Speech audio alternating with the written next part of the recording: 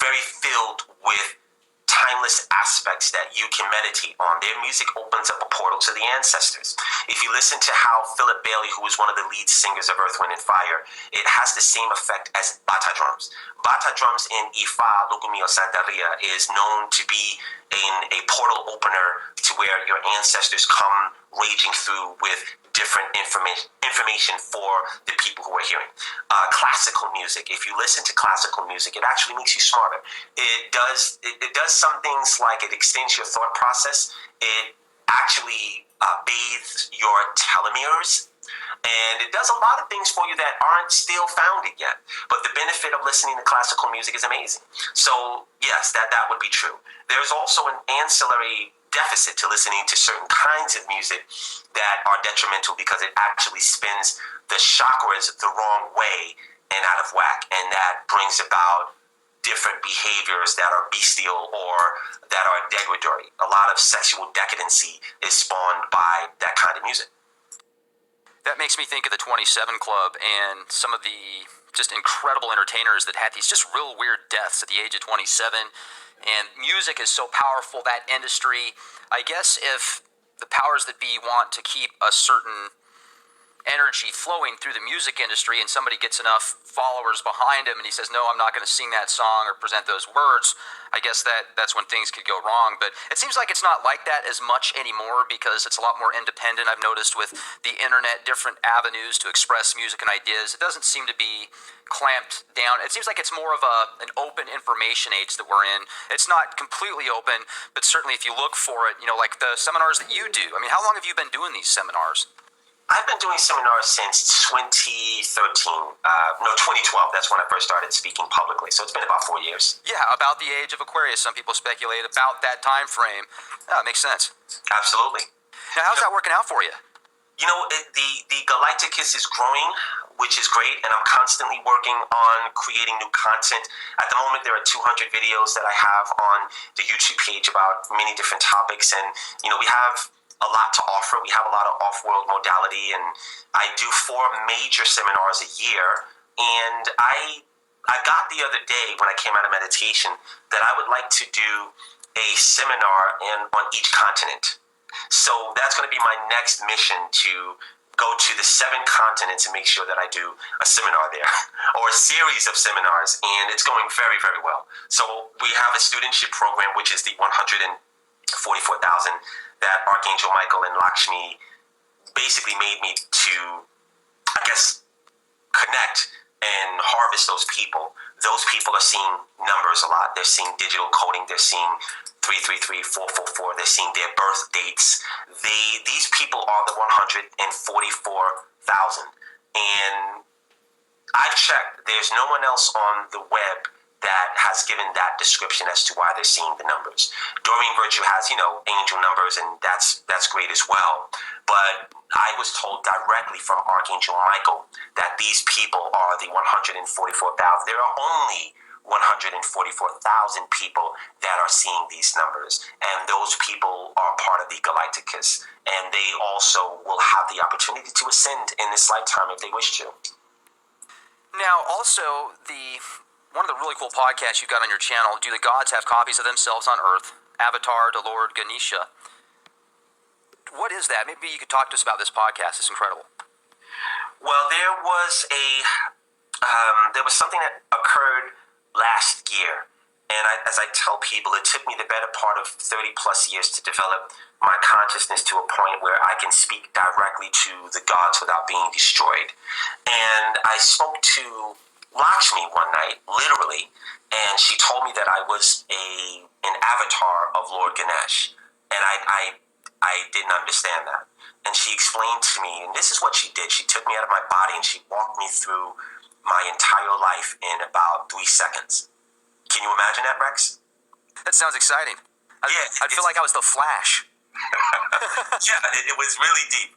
So, I went through my entire life, and she pointed out all of the times where I had accessed the highest God part of my form and used it. And then she pointed out the other times where I chose not to use it. And an avatar literally is an energetic copy down human version of a god, and there are many of them on the planet. There are some gods that are in a lot of them are in Hollywood. Actually, there are walking copies of the gods, and most of them don't know it, Rex. I happen to have the good fortune of knowing that that's who I am on a god level. So what I was talking about was the lady who starts the video. Her name is Mamie, and she's a very good friend of mine. She's a white woman from Portland, Oregon, and we do a lot of work in the universe, a lot of spiritual work. We've been together for many different lifetimes, and it's very interesting. So she got, as well as I did, she got, when she went to a place, I can't say where it was, I can't give out the address, but there's a place that we go in the galaxy to do certain work where we get what we're going to do for the planet, and they give us different things. She was told, as well as I, but I'm using with her because I get tired of being the one to tell people things. That's the reason why I have videos, and I allow the people to talk about in their own words, the miracle that they experienced or what their occurrence has been. I think that's a lot stronger than me talking about it. Don't you agree? Yes. Okay. So Mamie had Lord Shiva, who is a very powerful god, speak directly to her. Lord Shiva is actually her father. And by the way, Lord Shiva is the father of Lord Thoth, but that's another topic. And Lord Shiva explained to Mamie, he said that, I want you to tell Gano that we want him to don the title of master. We want him to wear that title. He is not a regular human, and we want him to take that title, and we want him to make it part of his name, and we recognize him as that. Now, what's interesting is Lord Shiva also is the father of Lord Ganesha, which is very, very interesting. So Mamie comes back and she says, Gano, I spoke to the gods, and they said that they want to they want you to walk with the title of master, and that makes you and I know that when you have that title, master, it makes you a card carrier of their power, and I've been that for the past 3 years. I was a little apprehensive because I didn't want to be confused with some of the other masters that are out there. I was happy with just having Sri on my name, SRI, which is a spiritual PhD. So I thought back to when I was in Vegas, and I think you'll find this interesting. I was in Las Vegas and I was doing a seminar called Angels, Gods, and Altars. I was with one of my students, his name is M. Tindris, and we were driving down Las Vegas Boulevard. We walked into a gemstone store, a very formidable, large one. And as we were walking into the store, there was a man standing there, and he looked at me and said, hello, master. And I said, hello. So when we got in the store, my student, M. Tindris, said, why did he call you that? I said, I don't know. And before we left the store, the guy came up to me and he said, hey, you want to see something really cool? I said, yeah. So he opened up his phone and he showed me his back, and his back had these huge wings tattooed on there. And I said, those are Archangel Michael's wings. And he looked at it and smiled. I said, oh, okay, I get it. So I left the store. We left the store. We went back, and what I got was Archangel Michael. And a lot of times I said, well, why wouldn't he, some people may say, why wouldn't he come just in human form? Then I would say to people, it's very dangerous and I said this earlier in the podcast, and now I will explain why. It's very dangerous for the gods or the angels, especially the archangels, to reveal their true form to you. Do you know why, Rex? I want you to take a guess. You know, it might have something to do with the person gets freaked out and just tries to take him out or something. I don't know. I mean, that's the only thing I can think of. But how would they even have a chance if it's an archangel? It's like, don't do it! And the person would crumble into this little tiny ball and evaporate into the universe. I don't know. Well, they could do that, but they wouldn't. And that would be something that most people think. And I'll share another quick story with you. When Lakshmi first... It's an angel! Get the guns, man! Get for the hills! they definitely wouldn't work on the angels, by the way. They would just, laugh that away. But when I first realized that Lakshmi was my mother, it was in 2012. And she presented herself to me. And immediately after that, my life took a nosedive. And I had to move out of a 2-bedroom apartment. I was not in a good situation for a while. And I questioned, and I didn't know what that was until recently. So the angels and the gods are very merciful that they don't reveal who they are. And the answer to the question is, Rex and audience, is that they were to reveal their presence to you the way that they are, everything in your life would have to change. Anything in your life that is not equity, anything in your life that is not part of your destiny will immediately have to leave your destiny contract. So if you're living in a place that is not karmically correct, or there's some inequity there, you'll have to leave it immediately, because the presence of the divine has such a powerful voltage. It will automatically correct every inequity in your life. And that's why when people say that they are ready to see a God or an archangel, I would challenge them by saying, make sure that your kitchen is clean. It reminds me of the parable that Jesus said when others wanted to follow him. So you got to drop everything. Let's go. Doesn't matter. Right. Doesn't matter what you have. You got to follow me. Just keep the shirt on your back and let's rock and roll. And I think that's a powerful statement. When I kind of feel that if you have a contract you sign when you come onto this planet, or soul contract or whatever, if you do what your will is, then nothing will prevail, because that was what you were meant to do. Yet people kind of fall off of that path sometimes, and then the universe bumps them back into place. So what you're saying does resonate. I can certainly appreciate that, and the teacher will present himself when the student is ready, no matter what path that person's on. I think that most people don't want a teacher. They want to stay in this comfortable, air-conditioned house, go to the grocery store. I'll tell you, there's some really smart people out there, but here in San Antonio, I go to the grocery store and I look at people and I'm just like, wow, is this the future of reality? Most people are so overweight, and I'm not trying to be rude, they really are. I mean, half the people in San Antonio are not just a little bit overweight, they're extremely overweight.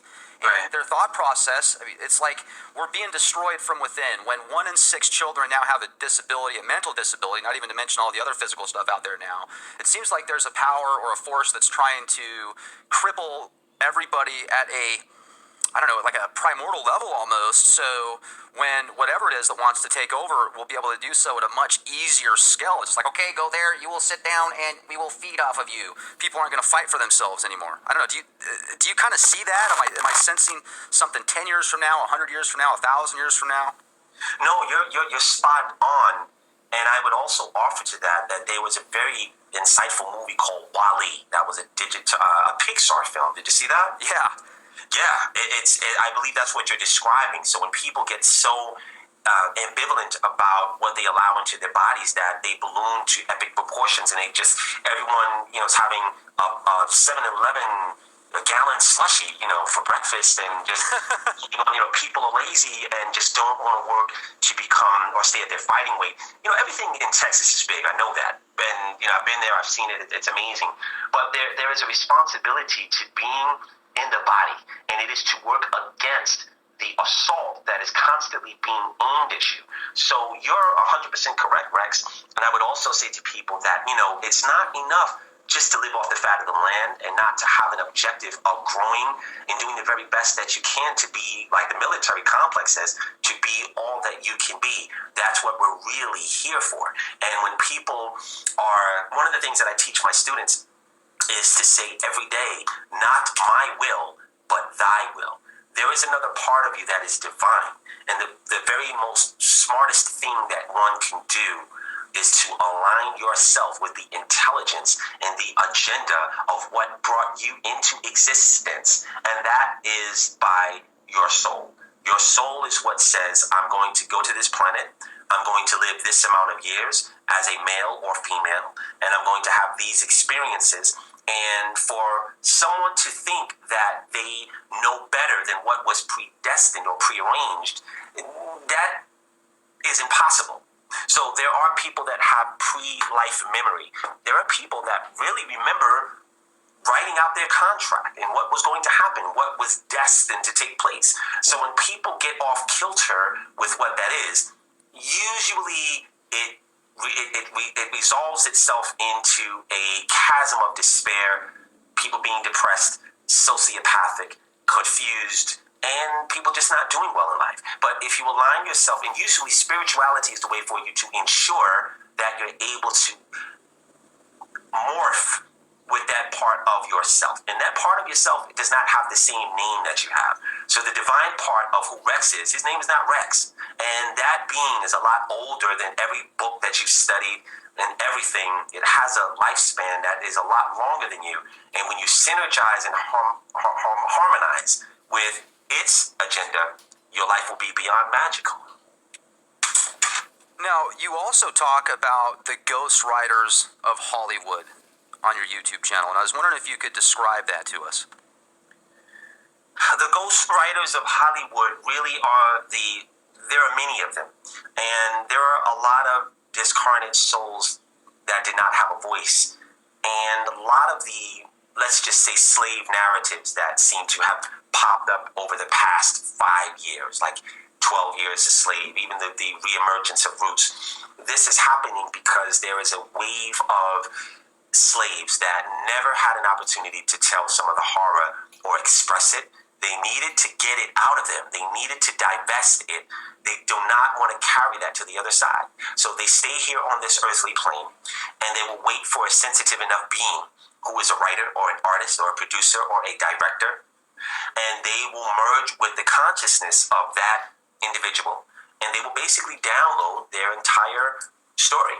And then that person will be moved to create a movie or a TV show or a book that denotes not just that one person, but that one soul, rather, is connected to a network of beings that decided to stay here and not leave this world until their story was heard. And that's what you're seeing a lot of in Hollywood. There are also souls that have come to this world that are from a dying star, or this star died long ago, and they want their story to be heard. It's really a lot like Krypton and Superman. So the beings as according to the mythology of Superman, they knew that their world was going to be destroyed, but the last hope in the codex of everything about that world was put inside of Kal-El, and he was launched here. That's a real thing, Rex. There are many dying stars or clusters or planets or worlds that were doomed to fail or basically cogitate, and they did not want the record of who they were to be lost.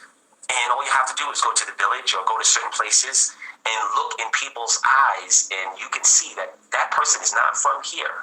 That person is from a very distant place. And our world, our planet, is filled with that. And I believe that Men in Black did a really good job at denoting that.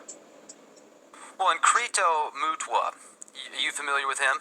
Of course. He talks about the original Earth people being one, hermaphrodites, essentially, male and female, being telepathic, and then these beings from the heavens or from space came down and gave them a choice, go to the red or the blue, and they came out separated. And, I think that's symbolic for maybe certain things that happen, but with your research and information, is there any validity to that? Were we originally male and female? Yes. Now, when you say originally, I would switch that out to say that there was a time where there was a populace that was predominantly hermaphroditic, and a lot of those people are still here. A lot of them are still, they're not, cross-gender. They may be more like asexual, or they just may be androgynous. But and this is the part, that I would really like to tell people. This planet has not been seeded just one time. Adam and Eve is only one edict, but there were many different progenitors of the human race. And it goes back a very long way. What's ironic is that the hominoid was here 400,000 years ago, or the hominid, but there were sentient human forms on the planet way before that. They came and left this world.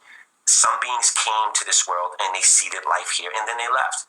And different extinction level events have occurred, different waves have occurred. So it's not for someone to hold hard and fast to what one creation story is, because there are many, and all of them are true, but at different times during Earth's history. The planet Earth is a lot older than what I've heard anyone say. And there are many, many different beings, from the Lyrans and the Pleiadians, or the Draconians, the Andromeda Council. There are many different star races that have been evolved for billions of years. A lot of them have visited this planet, and some of them have left their mark, some of them did not. And that's the truth of the reality, Rex. How old is the world? The planet is billions of years old. It's at least 5 billion years old. Have you found out how everything was manifested, essentially? Did you ever ask Thoth or any other deities, hey man, how did we get here? Did you just magically say abracadabra and then we popped out like a dream form or something? Well, I haven't really asked that question directly because I already know, and I've been taught, and I believe, and I've also seen some things remotely that really would make Hollywood movies look like a cartoon. I've seen some things in my, I don't even want to say meditations because it's beyond that. But there are things that have happened on our planet that the gods do have the passcode for. I don't like to bother the gods with things like that, with questions like that, because I know better. But one of the things that I could say is that I'd be getting myself in trouble then. Well, one of the things that I feel is that I don't go to them. I just leave myself open to what they want to express to me, but I don't ask a lot of questions. I really don't. And I think that that's why they have I don't want to say tolerance, but I have a good rapport with them. And one thing about the gods is that they don't tolerate lower behavior. So lower behavior is something that they shun. And it's really important that when you're in the presence of these beings that you're on your very best behavior. And I kind of lens that into saying that, I really am just open to it. It's almost like if you're in the presence of the president or someone that you really, really deem worthy of your attention. And this is something I see people make the mistake of. If you're around somebody that you always wanted to meet, or somebody that is a star, the last thing you're going to do is talk them to death. You may just want to listen to everything that they have to say so that you can learn something. But if you're busy talking about, or stroking your own ego, you're going to miss the opportunity that you have in front of you. But, I know that, like I said, the planet is a lot more complex. And I would also offer to anyone, if you read, there's a book that Saint Germain, and I think it came by way of Guy Ballard. It's a really good book. It's called Unveiled Mysteries. There are some very interesting histories where he talks about certain races that actually were on the planet that are no longer here. That's a great book to read for anyone who wants to have a great stimulus in their consciousness, and not everything in that book is beyond real, and it will do a lot for your consciousness. And I don't think we talked about this yet, and I know that we've been going about an hour and a half, so if you need to get going, I totally understand, but maybe you could share a little bit with us about the Kundalini. We talked about some of it the first presentation we had together, but we didn't get real deep, so maybe there was a few aspects we could discuss about it. Well, the Kundalini really, it's just, I can only talk about what it is that I have to offer. I activate people's Kundalini, and most people will die without ever discovering what it's there for and what can be done with it. So I have Kundalini activations throughout the year, and when people have their Kundalini activated, they can use it in different ways, and it has 6 different modalities in it. It has DNA, so it works with your telomeres. It works with basically rebraiding some of the unplugged strands of DNA. It also gives you diamond communication, or diamond Reiki. It gives you the ability to have some of your star knowledge downloaded into you. It has past life Reiki, where people literally will see some of the issues they've been struggling with and walking around with for lifetimes, or people had a very difficult birth. There are a lot of people that I've initiated that actually have seen how they came into this world, and some of the left turns that occurred because of that difficult birth. The moment they see it, it goes away. It's very, very powerful. And there are 6 in one. So that's, all I wanted to share about it. And there will be another one coming up October the 15th in New Jersey. So the one you've got coming up in the next couple of weeks is going to be in New Jersey then, and do people need to go to your website to get tickets, or? Yes, they can go to galacticus.com. That's GALIGHTICUS.com. And the events page will have the information not only about the next Kundalini activation, but also the next seminar, which will be on Sunday, the following day after the initiation. And it's called Hyper Natural Magic. And that's a seminar that I will only do once in America. I will not do it again in America. I will do it on other continents, and I will also do it in Europe in January. So I explain to people, this is your opportunity to come and receive some very powerful information that will change your life. Have you ever considered going to the Four Corners area? The Four Corners. Yeah, you know what I'm talking about, don't you? Are you talking about in London? No, like Utah, Colorado, New Mexico, Arizona. Yeah. You know what's funny? I think Arizona has a lot of people there that are doing it. If an opportunity presented itself for me to go to any of those places, I would happily go. Cool. This has been just fantastic. I certainly appreciate you sharing this information with us, and I can't wait to speak with you again sometime. God by the TV, man. Subscribe, man.